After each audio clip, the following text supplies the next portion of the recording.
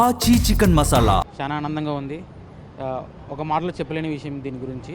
ఎందుకంటే అసలు ఒకానొక సందర్భంలో పాపను బతికించుకుంటానా లేదా అనే సిచ్యువేషన్ నుంచి ఈరోజు బతికించుకున్నాను. ఒక ఆనందం, గొప్ప ఒక ఫీలింగ్. అది మనం ఏ విధంగా చెప్పాలో తెలియదు, కానీ చాలా గొప్ప విషయం సార్ ఇది. ఎందుకంటే ఈ కాలంలో కూడా ఎంతో కొంత మానవత్వం మిలిగి ఉందని చెప్పేసి మనం ఉన్న ఈ జనాభా మనకి రుజువు చేశారు. ప్రతి ఇంటి నుంచి ప్రతి ఒక్కరు ముందుకు వచ్చి నేను చూసుకుంటానన్నట్టుగా ప్రతి వ్యక్తి తానంతట తానుగా ముందుకొచ్చి పాపను కాపాడుకునే ఈ ప్రాసెస్లో అందరు ఇన్వాల్వ్మెంట్ అయ్యారు. కొన్ని లక్షల మంది చేతులు కలుస్తున్నాయి.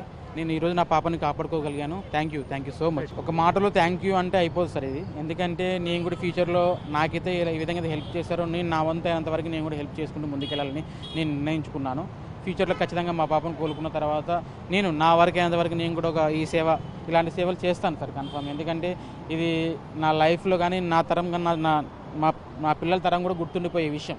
అటువంటిది అంత ఈజీగా మనం దూరం పెట్టకూడదు. ఖచ్చితంగా ఇలాంటి పాపలు కాకపోయినా ఎవరొకరు ఖచ్చితంగా ఎప్పుడో చేస్తూనే హెల్ప్ చేసుకుంటూ ముందుకెళ్ళాలి.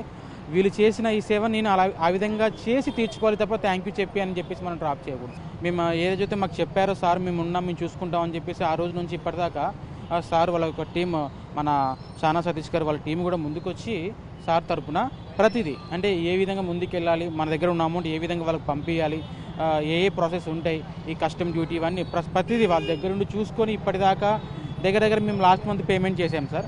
రిమైనింగ్ ఏదైనా సార్ చూసుకుంటామన్నారు. రిమైనింగ్ అంటే అక్కడికి వదిలేకుండా ఇంజక్షన్ వచ్చి హాస్పిటల్ చేరేదాకా వాళ్ళు ప్రతి స్టెప్లో వాళ్ళు చూసుకుంటూ ముందు తీసుకొని వచ్చారు సార్.